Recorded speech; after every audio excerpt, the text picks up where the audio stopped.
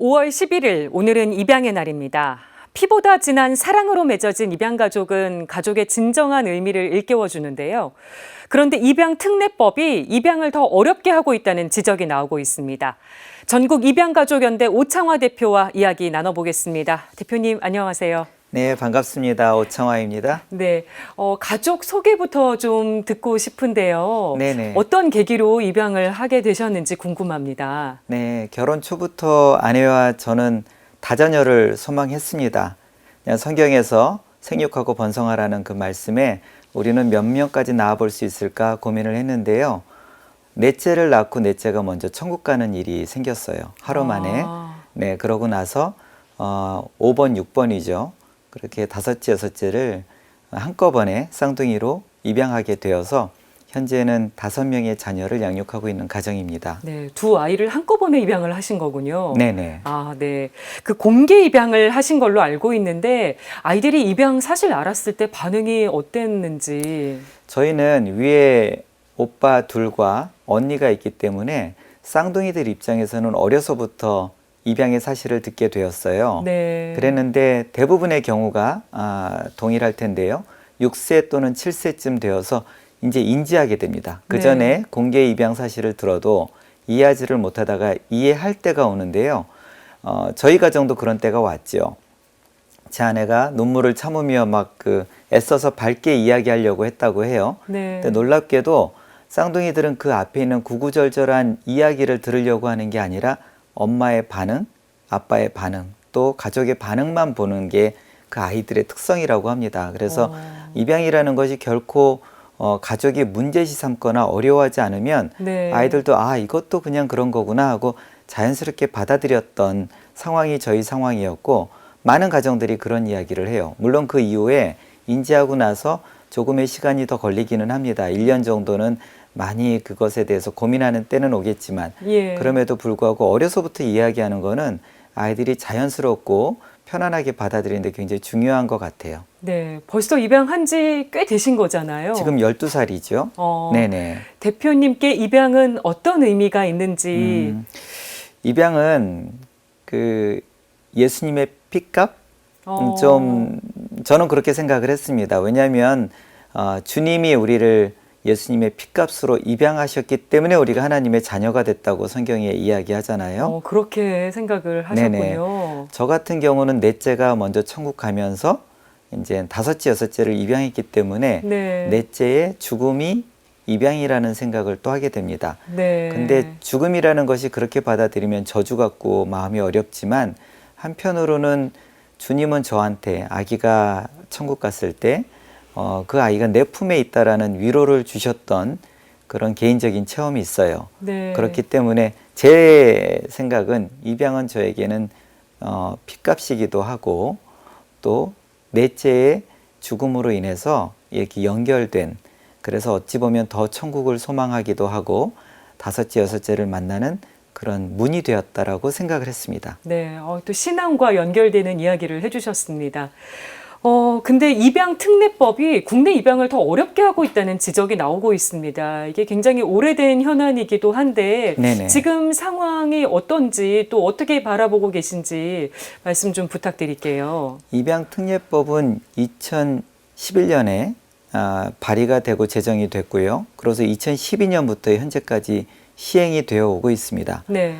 2012년에 법이 제정 시행되고 나서 2017년에 국회 입법조사처와 2019년에 감사원에서 입양특례법에 관해서 조사를 했는데요. 네. 입양특례법의 원래 목적은 가정 보호율을 높이자입니다. 네. 대한민국은 참 안타깝게도 원가정에서 분리된 다수의 아동들이 대부분 보육원에서 보육받고 보호받게 됩니다.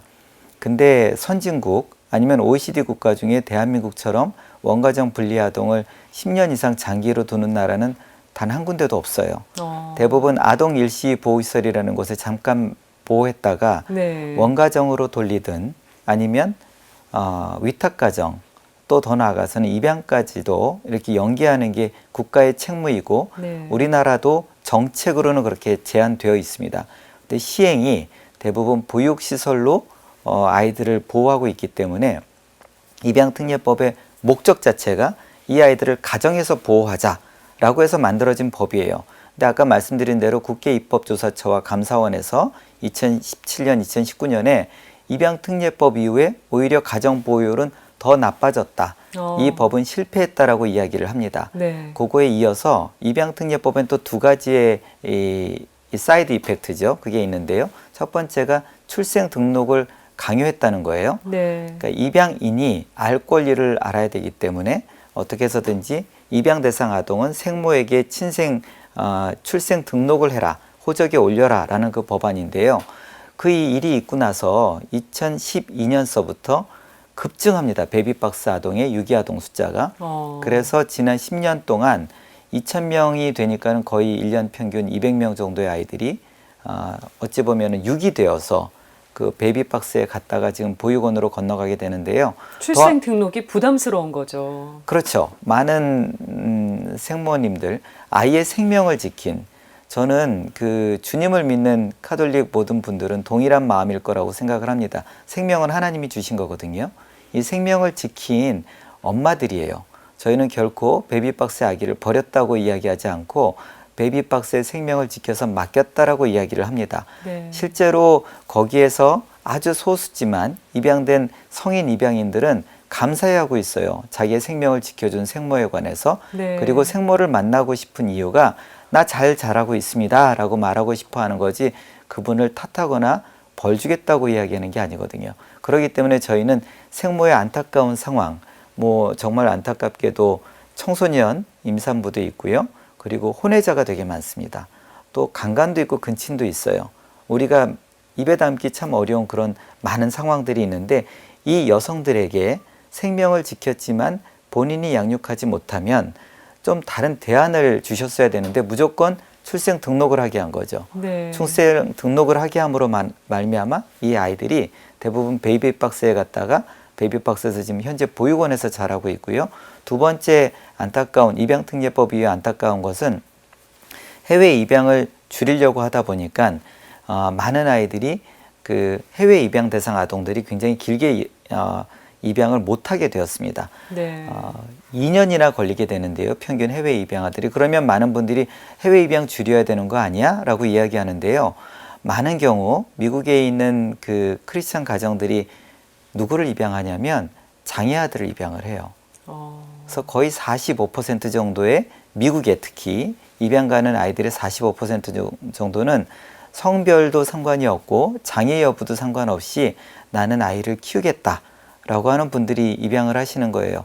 안타깝게도 대한민국에서의 장애아 입양률은 1%가 안 됩니다. 네. 그러니 극히 적은 장애아 대상 아동이 어찌 보면은 가정에서 자라려면 해외 입양을 가야 되는 안타까운 상황이지만 그렇게 펼쳐져 있는데 그 문을 막고 있고 길게 하고 그래서 아이들의 애착관계 형성이 어렵게 만드는 것. 네. 그것이 입양특례법의 또 다른 나쁜 점이라고 저는 생각을 합니다. 네. 그래서 대안으로 거론되고 있는 익명출산제 그 네네. 내용을 담은 출산보호법이 발의는 됐는데 통과가 안 되고 있는 네네. 상황입니다. 이 부분도 안타까우실 것 같아요. 네, 지난 20대 때에도 발의가 됐다가 21대로 넘어오면서 자동 폐기가 됐고요.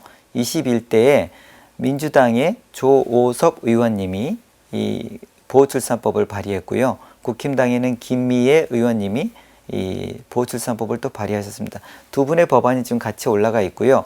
상충되지 않습니다. 대부분의 내용이 같기 때문에 네. 양 당에서 합의만 해주시면 이 법은 곧 등록될 수 있는데 또 이 법을 반대하시는 분들이 있으셨어요. 근데 이 법을 반대하시는 분들이 엄청나게 대다수가 아니라 아주 극히 일부의 여성 단체들이십니다. 근데 이분들은 아동의 알 권리에 대해서 이야기하는데요. 그렇지 않아요.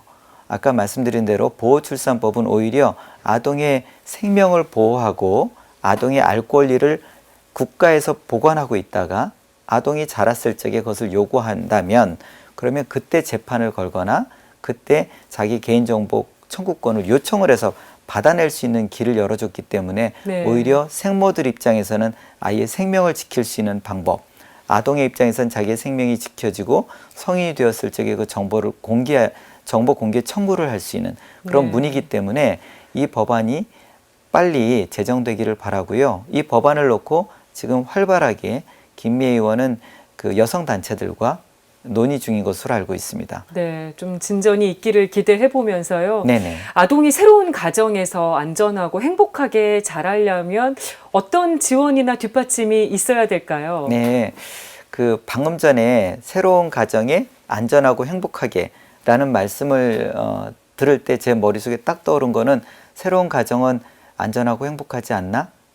제가 앵커님에 대해서 그런 네. 이야기를 하는 게 아니라 왜 이 말씀을 드리냐면 많은 분들이 이 새로운 가정은 새 가정은 그렇지 않을 수도 있다라는 어떤 이게 보편적인 바탕에 깔려 있지 않나라고 생각을 합니다. 근데 이 부분에 대해서 제가 드리고 싶은 말씀이 뭐냐면 어린 아동들, 네. 아기들은요 부모님들 아니면 건강한 어른이라면 그들을 사랑하게 하는 능력이 있어요.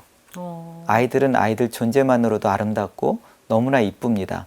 그리고 막 사랑해주고 싶어서 어른들이 안달하게 만드는 그런 능력이 있어요.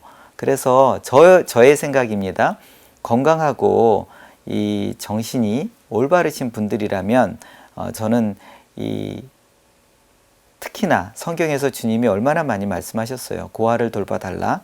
명령도 하고 부탁도 하셨습니다. 그 명령에 이 방송을 듣는 많은 시청자분들이 그래 나라도 한번 순종해 보자 라고 한다면 어려워 보여요. 어려워 보이는데 실제로 들어왔을 적에는 그보다 훨씬 더 큰 축복이 감이 있다고 저는 생각을 하고요. 그리고 해보시면 너무나 기쁜 일입니다. 네. 네. 끝으로 입양을 준비하거나 혹시 생각하고 계신 예비 부모님들한테 전하고 싶은 말씀 있으실까요? 네. 입양은 주님의 아이디어입니다. 말씀드린 대로 성경에서 주님께서 생각하시고 만들어낸 방법이고 그것을 통해서 우리를 구원하셨어요. 그러니 이것은 우리 아이디어가 아닙니다. 근데 이 아이디어를 동참한 여러분들 또 예비 입양 부모님들 너무 응원합니다. 그리고 귀한 결정하셨어요. 축하드립니다. 여러분들의 자녀를 통해서 여러분들은 엄청난 복을 받을 거예요. 그렇게 믿고 있습니다. 그리고 저는 그런 복을 누리고 있습니다. 네, 알겠습니다. 지금까지 입양의 날을 맞아서 전국 입양가족연대 오창화 대표와 이야기 나눠봤습니다. 오늘 말씀 고맙습니다. 네, 감사합니다.